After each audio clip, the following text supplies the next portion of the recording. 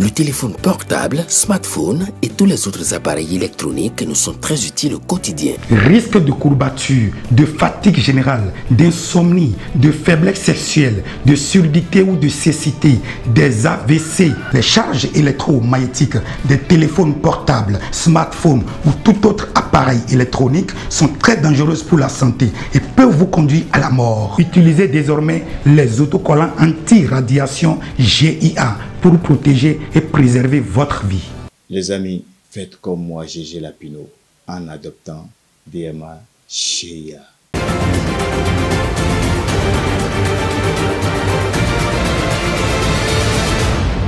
Guéri TV Monde, le leader des Web TV au Bénin. Un plaisir de vous retrouver pour cette nouvelle session d'information. Bonsoir et bienvenue mesdames et messieurs à la une de l'actualité. La mairie de Porto Novo et le laboratoire d'innovation sociale ABIS se donnent la main pour célébrer la journée locale de l'écosystème entrepreneurial. L'autorité municipale et la secrétaire exécutive ont pris l'engagement de mieux positionner l'entrepreneuriat dans la ville capitale. Images et sons à retrouver dans ce journal. À Parakou, l'opération de répression est toujours en vigueur. Anselme Orisha et Modeste Adanzeto étaient témoins de l'interpellation de plus d'une centaine d'usagers non en règle, seulement que le mode opératoire suscite toujours indignation. Le reportage de l'équipe est à suivre. Et puis au Mali, la préparation des élections a été évoquée en Conseil des ministres, même s'il n'y a pas encore de date officielle fixée. Voilà pour le sommaire. Je le disais en titre, la mairie de Porto Novo a organisé ce jeudi 28 novembre 2024 la journée locale de l'écosystème entrepreneurial. Une initiative qui a permis aux entreprises locales de présenter à l'autorité municipale leurs différentes difficultés. C'était en présence de plusieurs partenaires dont le laboratoire d'innovation sociale et le programme IBAZ. Fauzia Sefou et Patrice Ayounton nous font le point. La municipalité de Porto Novo célèbre la journée locale de l'écosystème entrepreneurial. Cette initiative donne l'ambition de favoriser la synergie d'action et d'apporter des solutions aux problèmes quotidiens des entrepreneurs locaux est placée sous le thème « Innovation et synergie pour l'avenir », renforcer les relations entre les acteurs de l'écosystème entrepreneurial et la municipalité de Porto Novo.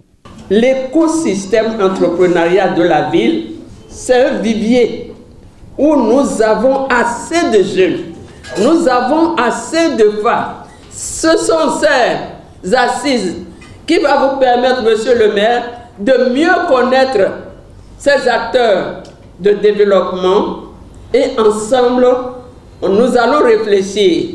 Qu'est-ce qu'il faut faire? Ils vont vous dire les problèmes qu'ils rencontrent. Ils vont vous dire leurs souhaits. Organisé ce jeudi 28 novembre 2024, ces assises ont permis aux entreprises privées de plusieurs secteurs d'échanger avec le maire Charlemagne Nyankoti et le conseil municipal sur les différents défis auxquels elles sont confrontées dans leur volonté de participer activement au développement de la ville. Plusieurs partenaires ont accompagné la mairie de Porto Novo dans la réussite de ces journées. Le laboratoire d'innovation sociale l'ABIS, le programme IBAZ et bien d'autres ont facilité ce réseautage. Cette journée nous a permis de rassembler tous ces acteurs pour encore les sensibiliser et que chacun joue son rôle et qui renforce aussi son engagement pour investir dans l'écosystème entrepreneurial. Suivant avec attention les différentes difficultés exposées par les participants, le maire de Porto Novo, Charlemagne Nyankoti, s'est engagé à apporter des solutions concrètes. L'autorité municipale a rassuré sur l'engagement sans faille de la ville capitale à accompagner les jeunes dans leurs projets visant à mettre en valeur les richesses et les talents de Porto Novo, à renforcer son attractivité et à positionner la ville comme un acteur incontournable de l'entrepreneuriat au Bénin. Je voudrais vous rassurer de ce que la mairie est très engagée à vos côtés. Le plus important, c'est qu'on crée ce cadre de concertation, de dialogue qui nous permettra de mieux vous accompagner. Et donc c'est là où l'équipe communicationnelle aussi bien de la mairie que vous aussi, on va former le tandem pour donner de la visibilité à tous ceux qui sont acteurs de l'écosystème entrepreneurial au niveau de la ville. Sur ces mots, je voudrais vous rassurer pour vous dire d'espérer et de nous faire confiance, mais aussi de vous engager créons les ponts qu'il faut pour nous permettre vraiment de communiquer et d'agir pour une bonne efficacité par rapport aux résultats que nous voulons obtenir ensemble. Ces journées permettent une fois de plus de positionner chaque acteur dans son rôle pour le développement de la ville de Porto-Novo. Désormais, aucun entrepreneur dans sa quête de contribuer au développement de la ville capitale ne sera laissé seul face à ces difficultés. Direction Cotonou pour retrouver notre équipe qui nous dit que la Chambre de commerce et d'industrie du Bénin a mis en place un guichet pour accompagner les opérateurs économiques dans l'obtention des agréments UEMOA. Et ce dispositif d'information a été officiellement lancé ce jeudi 28 novembre 2024 au siège de l'institution consulaire Latifat Koweno et David Yemé pour le compteur rendu. La Chambre de commerce et d'industrie du Bénin, CCI Bénin, dispose désormais d'un dispositif d'information et d'accompagnement des entreprises locales dans l'obtention des agréments sur le marché régional. Cette rencontre avec les entreprises, organisée ce jeudi 28 novembre 2024, a permis de procéder au lancement officiel du guichet et de le présenter aux opérateurs économiques. Et nous espérons que ce faisant, la Chambre accorde un plus à l'action des entreprises. Et nous espérons que dès les semaines et les mois à venir, elles auront des intérêts à venir auprès de la Chambre de commerce pour bénéficier de ce service nouveau que nous apportons dans le cadre de leur entreprise. Au sein de ce dispositif, il y a plusieurs services, notamment les services d'information, le service d'accompagnement et le service de promotion et de la visibilité des entreprises qui auraient obtenu l'agrément UEMOA et ceux de UEMOA. Ce n'est pas le dernier, il y aura d'autres. Il y aura d'autres qui vont nous permettre d'approfondir encore des thématiques sur ce sujet-là. L'institution consulaire s'engage ainsi à accompagner les entreprises ayant pour objectif de coopérer sur le marché régional. L'installation de ce guichet met fin au rejet de dossiers d'obtention des agréments au niveau de l'UEMOA et de la CEDEAO. La plupart de nos entreprises qui soumettent leur dossier de demande d'agrément sont souvent confrontés à des problèmes tels que des dossiers qui sont mal montés ou sont justement des dossiers mal montés, et pour la plupart du temps, nous sommes vraiment peinés de rejeter ces dossiers-là parce que si le dossier n'est pas bien monté, ça ne remplit pas les critères imposés par l'UEMOA ou la CEDEAO. Le CNA est obligé de rejeter les dossiers, ou dans l'autre cas, peut-être les appeler à ce qu'ils corrigent ou les mettre au même niveau d'information. Alors qu'avec ce guichet, je pense que ce problème, nous allons essayer de résoudre au maximum ces problèmes-là. Cette initiative de la CCI Bénin, considérée comme une avancée majeure dans la promotion des entreprises béninoises, est saluée par les opérateurs économiques. Et je suis satisfait de la séance qui a été tenue aujourd'hui, et les échanges m'ont permis aujourd'hui de comprendre certaines informations qui étaient en temps flou. Nous sommes reconnaissants, l'accompagnement il est réel, en fait il est annoncé de façon réelle, et nous allons espérer que très bientôt, en 2025 comme c'est projeté, que cela soit véritablement lancé avec la première cohorte. Et je voudrais dire pour finir, merci et merci et merci encore à la Chambre de commerce pour ces nombreuses initiatives. En tout cas, cette mandature a beaucoup fait et continue de beaucoup faire. À travers ce guichet, la CCI Bénin assure une fois de plus sa mission de représentation, de protection et de promotion des intérêts communs des opérateurs économiques béninois. À Parakou, les cas de bavure n'ont pas émoussé l'ardeur de la police républicaine. L'opération de répression contre les infractions au code de la route annoncée sur toute l'étendue du territoire national suit son cours dans la ville. Effective depuis le lundi 18 novembre 2024, plusieurs usagers en situation irrégulière ont été interpellés par la police républicaine. Bien que certains saluent cette initiative, elle suscite néanmoins des mécontentements. Certains dénoncent notamment le mode opératoire des agents de police lors de l'interpellation des usagers. Suivant Le compte rendu de Anselme Orisha et Modeste Adanzeto.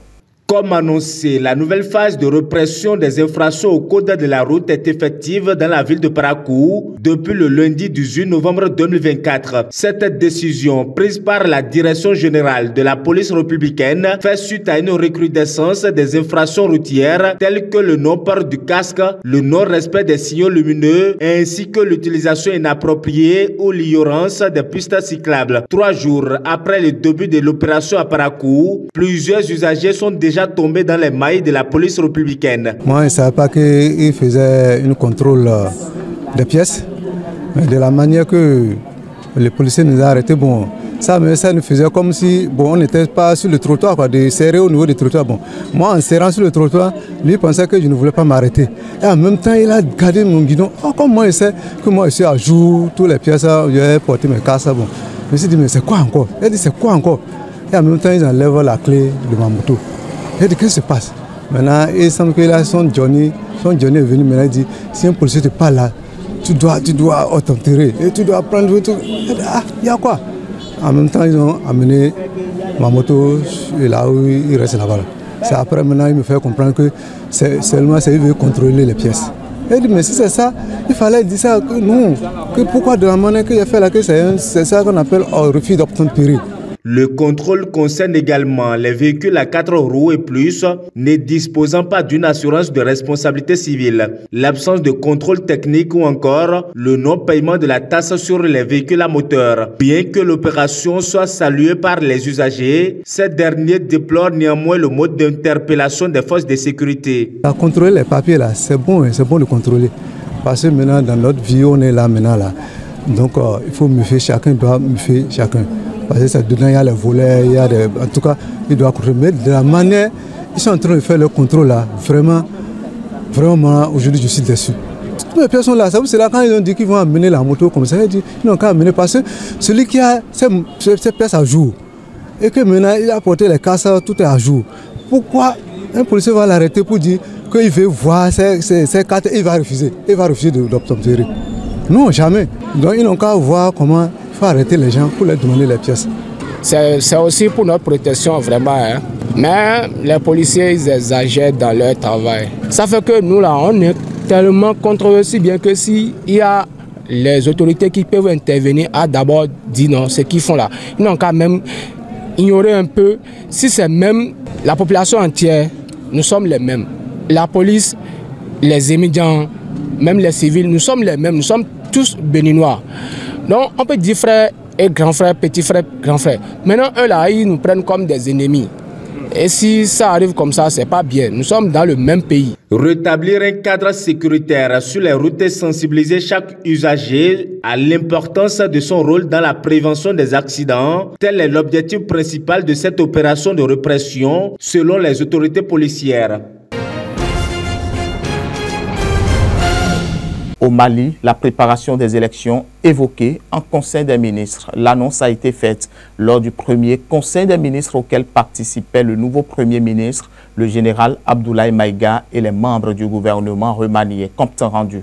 Il n'y a pas encore de date officielle fixée. On ne connaît pas pour le moment l'ordre chronologique des scrutins que le chef de la junte souhaite, transparent, apaisé et qui devrait mettre fin à la transition. Initialement, les militaires maliens, sous la pression internationale, s'étaient engagés à céder le pouvoir aux civils en mars 2024. Ils sont revenus sur cette promesse sans fixer de nouvelles échéances. Si cette fois-ci, ils tiennent promesse, l'actuel Premier ministre, qui détient également le portefeuille de l'administration territoriale, sera le pivot de l'organisation des élections. Le général Assimi Goïta, quant à lui, est pressenti comme probable candidat à une future présidentielle. Avant d'être débarqué de la primature, le désormais ex-premier ministre Choguel Maïga a laissé entendre que 100 partis politiques maliens pro-junte ont discrètement reçu leurs agréments.